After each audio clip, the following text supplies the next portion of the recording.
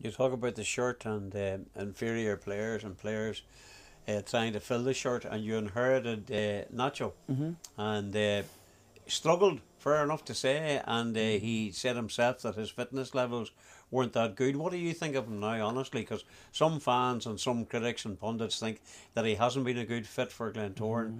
and yet he's going to be here, as far as I can see, for the Hmm. foreseeable future. What do you think about him? I think a lesser person might have walked away from it and not fancied the criticism and not fancied the work and everything else and might have tucked tail and ran back to Scotland or anything else. But Nacho's got more about him than that.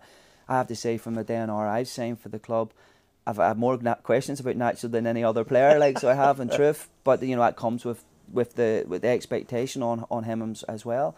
I think he said himself he probably wasn't in the best physical condition he could be. But since I've come in over the last 3.5 weeks, months, the 3.5, 4 weeks, sorry, he's worked incredibly hard. You know, his attitude and the training ground's first class.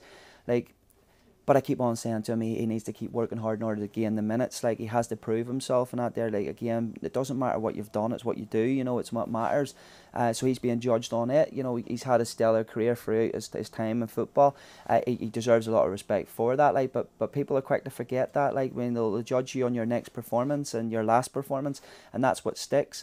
And he's shown the right attitude. And on Saturday was reward for the 3.5 weeks he did previous. You know, he only gets the opportunity, you know, because he's earned it. You know, at the end of the day, he's had a lot of stick, like, do you know what I mean? But he needs to carrot too, and the goal on Saturday will be the one that kind of hopefully drives him forward and drives him on. He's desperate to prove himself. You know, I don't think people see the work that Nacho does behind the scenes, like I say, and a lot of things that he does. You know, he's a very kind-hearted guy.